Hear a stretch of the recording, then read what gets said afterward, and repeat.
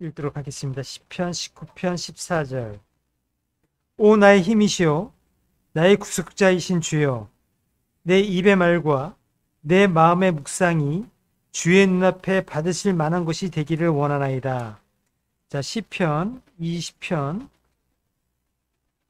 6절에서부터 9절입니다. 6절에서부터 9절. 주께서 자신의 기름 부음 받은 자를 구원하시는 줄 이제 내가 아노니, 그분께서 자신의 거룩한 하늘로부터 자신의 오른손에 구원하는 능력으로 그의 말을 들으시리로다. 어떤 자들은 병거를 신뢰하며 어떤 자들은 말을 신뢰하나 우리는 주 우리 하나님의 이름을 기억하리로다. 그들은 낮추어지고 쓰러졌으되 우리는 일어나서 똑바로 서리로다. 우리 9절 다 같이 읽겠습니다. 주여 구원하소서. 우리가 부를 때에 왕께서는 우리 말을 들으소서. 말씀 시간 위해 기도하겠습니다. 하나님 아버지, 오늘 이 시편 말씀을 또 저에게 주셔서 감사합니다. 이 능력의 말씀을 저희들의 마음 가운데 심어주셔서 주님이 원하시는 그 열매를 저희들이 맺고 주님 앞에 늘 순종하며 주님을 드러내는 저희들의 삶이 되도록 도와주옵소서. 오늘 주님이 어떤 분이신지 또 한번 새롭게 배울 때 저희들의 영도 새로워질 수 있도록 하나님 도와주시고, 저희가 성령님의 또한 깨닫게 하심에 저희가 맡기고 이 말씀 시간 주님 앞으로 가까이 나아가기를 원하오니 인도해 주옵소서. 예수님의 귀하신 이름으로 기도드렸습니다. 아멘. 자, 오늘 말씀 제목은 나의 구속자이신 주입니다. 나의 구속자이신 주. 자, 오늘 구속자란 말이 등장합니다. 나의 구속자이신 주여 하고 우리 이 다윗이 얘기했습니다. 자, 이 구속이란 말은 값을 주고 산다란 말입니다. 자, 하나님은 구속자이십니다. 죄와 사망의 사슬로 얽매인 그 사람을 값을 주고 풀려나게 하실 수 있는 단 한 분이십니다. 우리 모두가 그렇게 구속받았죠? 네, 다윗은 구속자이신 이 주 하나님을 증언했습니다. 우리 시편 19편 마지막 절에서 그분의 이름을 구속자라고 선포했고요. 그리고 이제 20편으로 넘어가면 이 구속받은 자들이 모시는 이 구속자 하나님이 얼마나 강력하신 분인지를 쭉 나열하고 있어요. 자, 우리 구속자이신 하나님은 어떤 분이신가? 자신이 구속한 자들의 말을 들어주실 수 있는 분이다라고 우리 20장 1절에 나오고요. 그리고 그들을 보호하실 수 있는 분이다라는 거죠. 자, 그리고 우리 20장 2절에 보면 구속자는 구속받은 자들을 도와주실 수 있는 분이세요. 그리고 그들을 강하게 하실 수 있는 분이십니다. 또 우리 20장 3절에 보게 되면 그들이 드린 헌물을 기억할 수 있으시고 받아주실 수 있는 구속자십니다. 또한 나아가서 20장 4절에 보면 그분께서 그분들의 마음의 소원대로 허락하시고 그들의 계획을 이루어 주실 수 있는 너무나 강력하신 분이 바로 구속자 하나님이다라는 거죠. 여러분, 구속자라는 이름은 그 누구도 값을 주고 살 수 있는 능력이 없다는 걸 얘기합니다. 오직 유일하게 그렇게 값을 주고 살 수 있는, 죽어가는 영혼들을 일으켜서 살리는 그 힘을 가진 분이 바로 이 구속자라는 말 속에 들어있는 거예요. 자, 이 모든 일들, 그리고 구속받은 그 모든 자들에게 할 수 있는 이 모든 일들, 아까 우리 시편 20편 1절부터 4절까지 나온 그 모든 일을 다 행할 권능과 힘과 지혜를 가지고 있음을 이 구속자라는 이름 속에서 우리는 찾아볼 수가 있습니다. 자, 그러나 이렇게 다 할 수 있는 분이시지만 무조건 그렇게 하지는 않으신다는 거예요. 네. 자, 구속받은 자들이 구속자에 의해서 값을 주고 산 바가 되었을 때, 자, 그들은 그거에 대해서 아무런 값을 치르지 않았죠. 구속받은 자들은 아무 값을 치를 수가 없었습니다. 치를 만한 가치도 없었고요. 또 그럴 만한 힘과 지혜와 능력이 그들에게는 영원히 없는 자들이었어요. 그러니까 이 구속받은 우리들은 사실은 그 전에, 구속받기 전에 오직 영원히 멸망당할 가치 없고 쓸모없고 죄 덩어리인 그런 쓰레기 같은, 마치 비교하자면 쓰레기 같은 사람들이었어요. 그러나 그들이 구속자에 의해서 구속받은 후로부터는 가치 있는 자가 되었습니다. 쓸모 있는 자가 되었어요. 복덩어리가 된 거예요. 복덩어리. 아브라함에게 그 약속하신 복, 그 복이 그 아브라함의 믿음의 후손들에게도 이어졌잖아요. 복덩어리가 된 거예요. 그래서 구속자의 강력한 권능을 이제 알 수 있는 자들이 되었습니다. 받을 수 있는 그런 존재가 된 거예요. 이제 구속자를 위해서 무엇인가 할 수 있는 그런 존재로 변화되었습니다.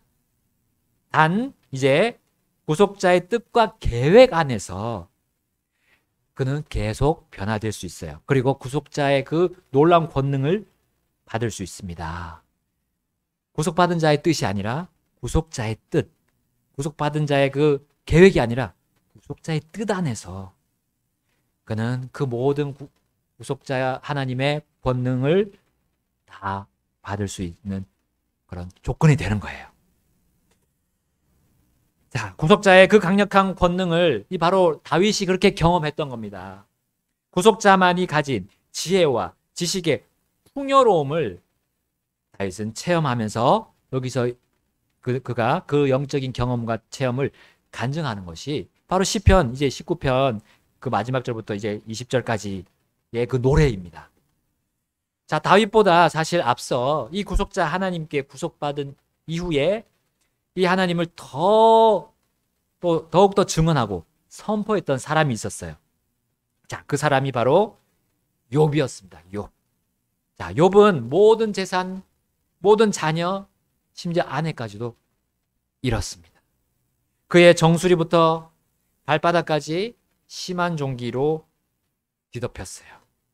여러분, 그의 고통, 그의 몸과 마음을 완전히 지배한 그 고통이 얼마나 심했을지 우리는 욥기를 통해 볼 수가 있습니다. 심지어 욥의 그 주위에 있는 사람들, 그 사람들이 그 고통에 더 추가적인 고통을 더 주었어요. 우리 욥기 19장 13절부터 보게 되면 그의 형제들이 그를 멀리 떠납니다. 그리고 낯선 자와 같이 돼버렸어요. 그리고 그의 친척들도 끊어졌다 했어요. 그의 친한 친구들도 자신을 잊었다고 했습니다. 이 18절에 보면 어린아이들, 참으로 어린아이들도 자신을 업신여겼다 했어요. 어린아이들이 자신을 보고 욥을 보고 비방했다 했어요. 또 19절에 보니까 자신의 마음속에 친구들이 자신을 몹시 싫어했다고 했어요. 그리고 사랑한 자들도 자신을 오히려 치려고 돌이켰다고 했습니다. 여러분, 이보다 더 완벽한 고통이 또 있을까요? 우리가 지금까지 알아온 사람들 중에 욥과 같이 이런 고통을 당한 자가 또 있습니까? 아니, 지금부터 이제 이 세상 우리가 떠날 때까지 이 욥과 비슷한 경우 이런 고통을 겪는 사람을 우리가 만나볼 수나 있을까요? 아마 없을 겁니다. 왜냐하면요, 이 욥은 사실 우리 구속자이신 우리 주 예수님께서 당하신 그 고통을 미리 보여주는 하나의 그 구속의 계획의 정면에 있었어요. 그 구속의 계획의 깊숙한 곳에 이 욥이 놓였던 겁니다. 그러므로 욥은 최악의 고통 속에서도 그는 이렇게 놀라운 간증을 합니다. 욥기 19장 25절에 이렇게 나옵니다. 25, 26, 27절을 읽겠습니다. 내가 알거니와 내 구속자께서 살아계시고 또 마지막 날에 그분께서 땅 위에 서시리라. 내 살갗의 벌레들이 이 몸을 멸할지라도 내가 여전히 내 육체 안에서 하나님을 보리라. 함께 읽겠습니다. 내 콩팥이 내 속에서 소멸될지라도 내가 직접 그분을 보리니 다른 것이 아니요 내 눈이 바라보리로다. 아멘. 여러분, 욥은 자신이 당하고 있는 그 고통조차도 허락하신 존재가 바로 구속자 하나님이시라는 거예요. 이 하나님이 죽지 않으시고 살아계심을 그는 자신의 믿음으로 외쳤습니다. 구속자께서 선악간의 모든 일을 판단하시고 심판하시기 위해서 마지막 날에 땅 위에 서실 것을 그는 믿음으로 외쳤습니다. 자신의 몸이 이제 벌레로 인해서 몸이 이제 시체가 되면 벌레가 다 먹잖아요. 그 벌레로 인해서 다 분해되고 없어지는 것처럼 보일지라도 그 자신의 몸이 온전한 몸으로 부활할 것을 그는 믿음으로 외쳤던 거예요.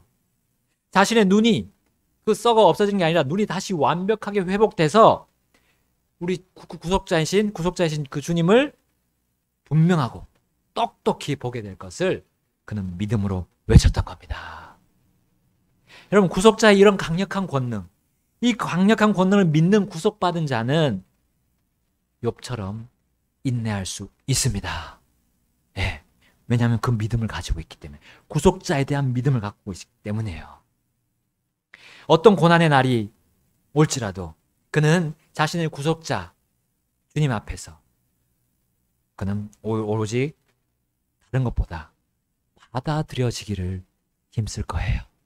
우리 본문 시편 19편 14절에 말씀했죠. 오 나의 힘이시오 나의 구속자이신 주여 내 입의 말들과 내 마음의 묵상이 주의 눈앞에서 받으실 만한 것이 되기를 원하나이다. 아멘. 여러분, 구속받은 자라면 구속자만을 의지하는 겁니다. 구속자를 의지하며 찬양한 다윗은 자신의 아들, 사랑하는 아들 솔로몬을 그렇게 가르쳤어요.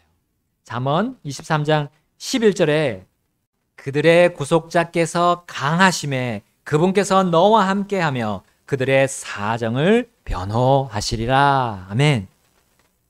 예, 바로 강하시고 변호하시는 구속자 하나님에 대해서 다윗은 솔로몬에게 가르쳤고요. 또 솔로몬이 그의 아들에게 가르치는 대목입니다. 왜냐하면 잠언 23장을 통해서 세상은 그렇게 우리 자녀들을 또 우리 학생들을 가르치지 않기 때문이에요. 여러분, 잠언 23장 쭉 보게 되면 세상이 어떻게 가르치고 있는지를 보여줍니다. 세상은 재물을 신뢰하라고 가르칩니다.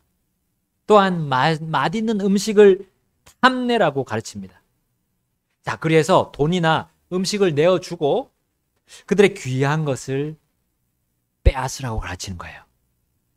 다른 이의 사정을 변호해 주라고 가르치지 않습니다. 오히려 타인의 사정과 정보를 손에 넣은 다음에 그것으로 그들의 귀한 것을 빼앗으라고 가르치고 있어요. 여러분, 부모는 아이들에게 회초리를 대지 말라고 가르칩니다. 부모가 늙을 때 업신여기라고 가르칩니다. 세상에서 잘 나가는 죄인들을 부러워하고 두려워하도록 가르치고 있어요. 술 마시고 음식을 탐하고 잠자기를 좋아하도록 가르치고 있습니다. 술과 함께 창녀에게 빠지라고 가르치고 있습니다. 맥주는 술이 아니다 라고 가르치고 있어요. 우리의 눈앞에는 이런 가르침들이 숨어있는 화면, 영상, 사진, 포스터, TV 프로그램들로 넘쳐나고 있음을 우리는 봅니다. 여러분, 우리 각자를 이런 악한 현 세상에서 구해낼 구속자가 누구입니까? 우리를 이런 거짓과 속임수에서 도울 자가 누구입니까? 벌레같이 미천한 우리를 이 땅에서 끌어올려 하늘의 영광의 하늘로 옮기실 분이 누구입니까? 우리 이사야서 41장 14절에 이사야를 통해 이렇게 말씀하셨습니다. 나 주 내 하나님이 내 오른손을 붙들고 내게 이르기를 두려워하지 말라. 내가 너를 도우리라 하리라. 너 벌레 야곱아, 너희 이스라엘 사람들아, 두려워하지 말라. 내가 너를 도우리라. 주 곧 내 구속자 이스라엘의 거룩한 이가 말하노라. 아멘. 우리의 구속자 하나님이십니다. 이스라엘 통해서 우리에게 분명히 지금 보여주고 계시고 보여주셨습니다. 지금까지 쭉 보여주셨습니다. 세상의 가르침과 세상의 지배력은 이 구속자 앞에 눈 녹듯이 사라질 것을 이 이스라엘 백성을 통해서 우리에게 확실히 알려줍니다. 43장 14절 시작. 너희의 구속자 이스라엘의 거룩하니 곧 주가 이같이 말하노라. 내가 너희를 위해 바빌론에 사람을 보내어 배에서 부르짖는 그들의 모든 고귀한 자들과 갈대아 사람들을 끌어내렸느니라. 아멘. 여러분, 유다를 멸망케 한 이 바빌론 아닙니까? 이 바빌론을 어떻게 하신다고요? 네, 끌어내리겠다 하셨어요. 우리 예레미야서 50장 34절에서도 말씀합니다. 그들의 구속자는 강하니 만군의 주가 그의 이름이니라. 그가 그들의 사정을 철저히 변호하고 이로써 그 땅에 안식을 주며 바빌론의 거주민들을 불안하게 하리라. 아멘. 여러분, 바빌론 사람, 이 갈대아 사람들은 이스라엘 그 유다를 멸하도록 하나님의 도구로 사용되었죠. 그러나 그들은 그런 하나님, 강하신 하나님을 강하신 하나님께 나아가지 않고 그들을 도와주시고 그들의 반석이심을 그들은 믿지 않았던 거예요. 곧 자신들은 구속자가 우리에겐 구속자가 필요 없습니다 라고 선언하면서 하나님의 눈앞에서 악을 행했던 거예요. 그리고 그들은 역사의 한 페이지만 장식한 채 순식간에 사라졌습니다. 페르시아 제국으로 인해서 단 한 하룻밤 안에 완전히 멸망했잖아요. 바빌론이. 자, 그런데 물론 그들은 부활하는 것처럼 이제 미래의 7년 대환란 기간에 다시 모습을 드러낼 겁니다. 그렇지만 우리 그 두더지 게임 아시죠? 머리 두더지 올라오면 탁 때리면 또 내려가고 또 올라오면 때리면 내려가고 그 두더지 게임처럼 그 두더지와 같아요. 걔네들이 다시 올라오지만 이제 또 맞습니다. 맞으면 이제 끝나는 거예요. 더 이상 올라오지 못하고 영원히 불호수에 던져질 겁니다. 그들은 구속자 하나님이 아닌 다른 신들을 섬겼기 때문이에요. 이사야서 44장 6절이 바로 그에 대해서 말씀하고 있습니다. 이스라엘의 왕인 주 곧 그의 구속자인 만군의 주가 이같이 말하노라. 나는 처음이요 나는 마지막이니라. 나 외에 다른 신이 없느니라. 아멘. 구속자 하나님을 믿고 신뢰하지 않으면 다른 걸 신뢰하는 거예요. 그 다른 신들이죠. 반면에 구속을 받은 자들은 다릅니다. 바빌론이 구속자를 버리고 사랑한 이 세상의 신을 구속받은 자들은 거부합니다. 그들은 이 구속받은 자들은 바빌론이 자신들의 생명의 값을 주고 산 이 세상에 보이는 것들과 어떻게 합니까? 거리두기를 하는 거예요. 진정한 거리두기 이겁니다. 영적인 거리두기죠. 그래서 시편 우리 다윗은 이렇게 선언했던 겁니다. 20편 7절에 어떤 자들은 병거를 신뢰하며 어떤 자들은 말을 신뢰하나 우리는 주 우리 하나님의 이름을 기억하리로다. 아멘.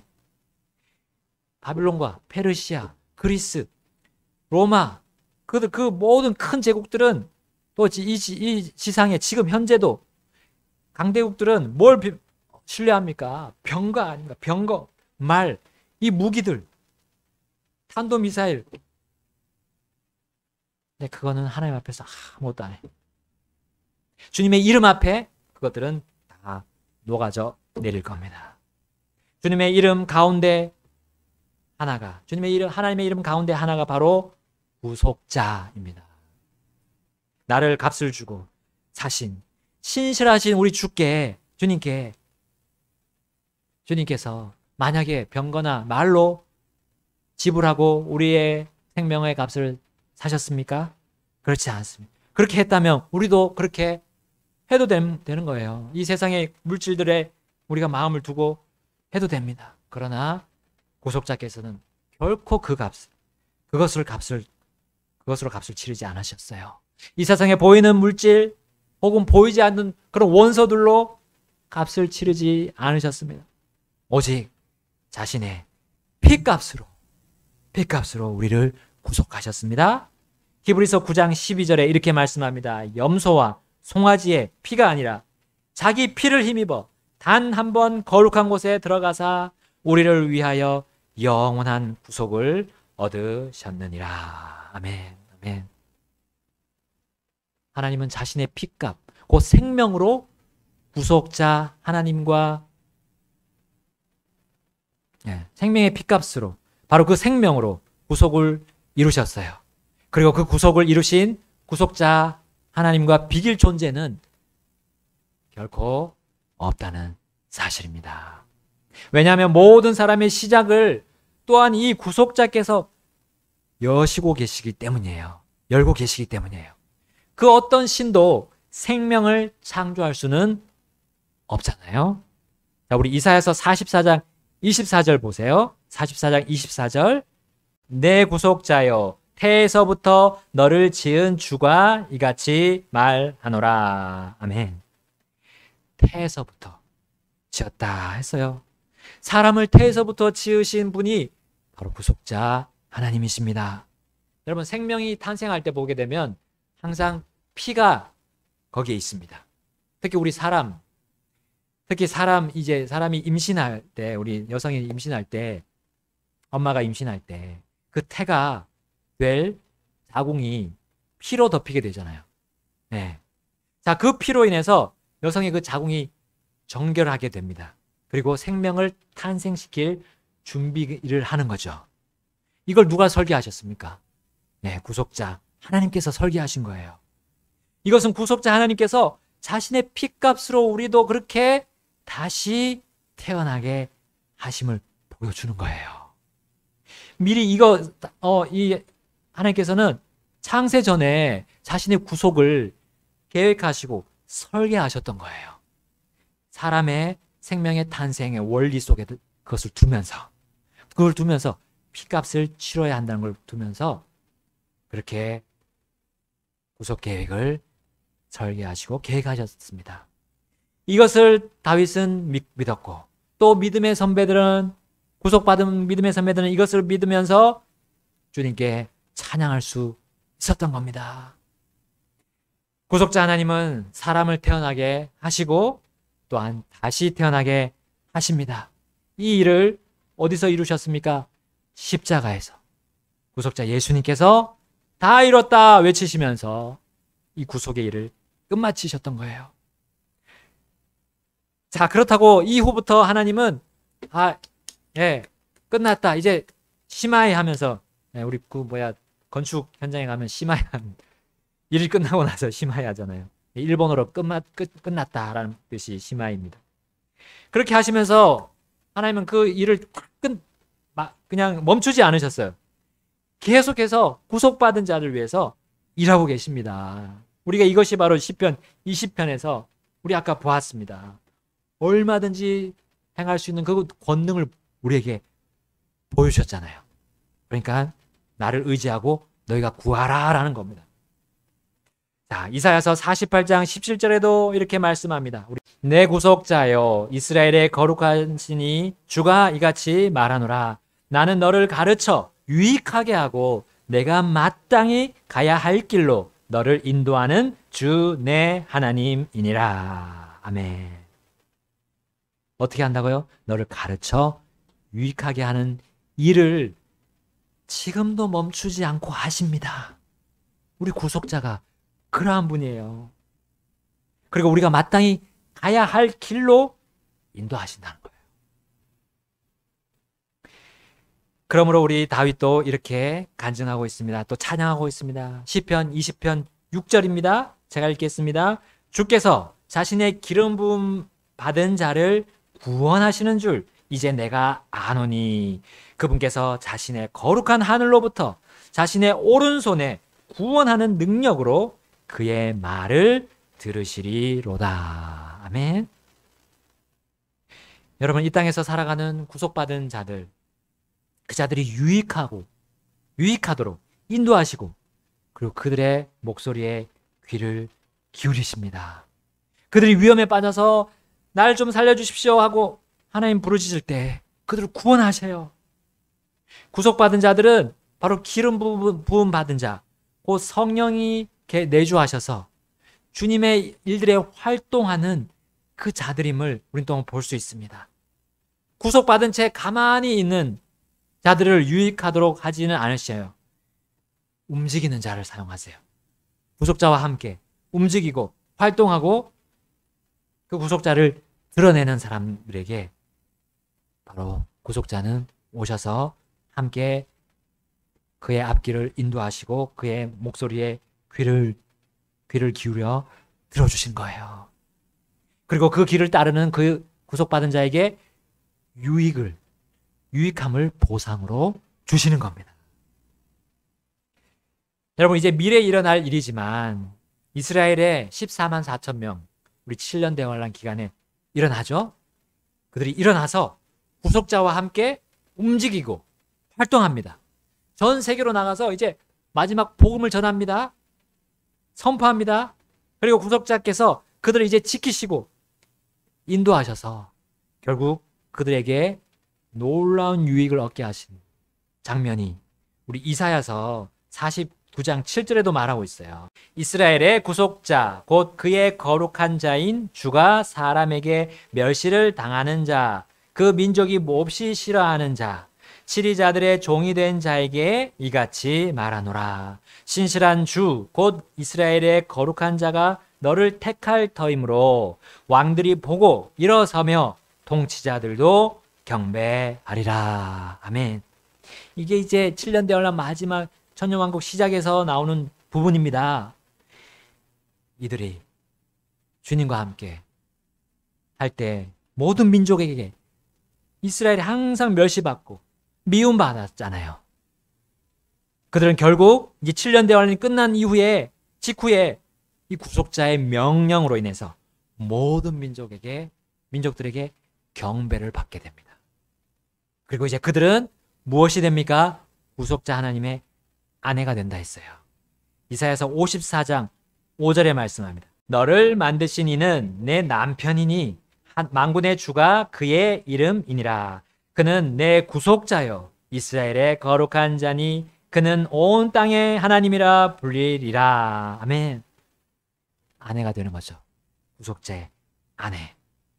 지금은 이 구속자께서, 이 하나님께서 이 이스라엘 백성들로부터 잠시 얼굴을 숨기고 계세요. 그러나 반드시 구속자는 시온에 임하게 될 겁니다. 54장 8절 말씀처럼요. 자, 54장 8절 시작. 내가 조금 진노하는 가운데 내 얼굴을 잠시 내게 숨겼으나 영존하는 친절로 내게 긍휼을 베풀리라. 주 내 구속자가 말하노라. 아멘. 자, 그리고 59장 20절. 59장 20절도 이제 이어지는 부분입니다. 59장 20절 시작. 그 뒤에 구속자가 시온에 임하며 야곱 가운데서 범법을 떠나는 자들에게 임하리라. 주가 말하노라. 아멘. 자, 그리고 이제 이스라엘에 의해서 모든 민족들이 이스라엘의 밥이 될 거예요. 모든 민족들이 이스라엘의 밥이 될 겁니다. 그리고 구속자이신 하나님을 그들은 결코 이제 더 이상 부인하지 못하게 될 것을 우리 이사야 60장 16절에서 말씀하고 있어요. 자, 이제 마무리하겠습니다. 이스라엘을 향한 구속자의 계획이 이렇다면, 이제 앞으로의 모든 계획이 이렇다면 그분의 교회를 위한 계획, 그분의 교회를 위한 구속자의 계획은 어떠할까요? 이스라엘과 똑같은 보상으로 받게 됩니다. 특히 구속자 예수님이 예비하신 어린 양의 혼인잔치에 그분의 교회가 거기에 아내로 참여하게 될 겁니다. 자, 고린도후서 11장 2절에 이렇게 말씀합니다. 내가 하나님께 속한 질투로 너희에 대하여 질투하노니 이는 내가 너희를 순결한 한 처녀로 그리스도께 드리기 위해 한 남편에게 너희를 정혼시켰기 때문이라. 아멘. 여러분, 바울은 고린도 교회를 그리스도의 순결한 처녀, 곧 아내로 정혼시켰다라고 말했습니다. 이것은 어떤 바울이 한 빈말이 아니에요. 구속받은 자들은 구속자와 함께 영원한 삶을 사는 것으로 약혼을 한 거예요. 약혼을 한 겁니다. 우리가 약혼하면 그 이제 결혼식까지 어떻게 해야 됩니까? 순결을 유지해야 됩니다. 반드시 순결을 지켜야 합니다. 세상의 가르침에서 우린 떠나야 해요. 세상의 가르침이 우리를 지배하면 안 됩니다. 그들의 속임수와 거짓을 우리는 경계해야 됩니다. 그리고 오직 구속자 예수님의 그 권능만을 힘입고 그것을 가지고 일해야 되는 거예요. 그렇다면 우리는 이제 일어나서 아까 욥이 말한 것처럼 부활해서 이제 결혼식장에서 그분과 함께 똑바로 서게 될 겁니다. 주눅이 들거나 뭐 이렇게 하지 않고 똑바로 서게 될 거예요. 시편 20편 8절 우리 보고 마치겠습니다. 그들은 낮추어지고 쓰러졌으되 우리는 일어나서 똑바로 서리로다. 주여 구원하소서. 우리가 부를 때에 왕께서는 우리 말을 들으소서. 아멘. 같이 우리 하나님 앞으로 나가서 결단하시겠습니다.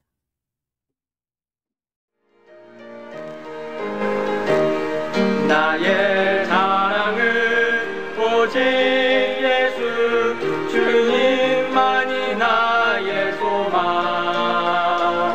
주님이 이루신 구원 전하다. 나 주님 앞에 서리라. 주님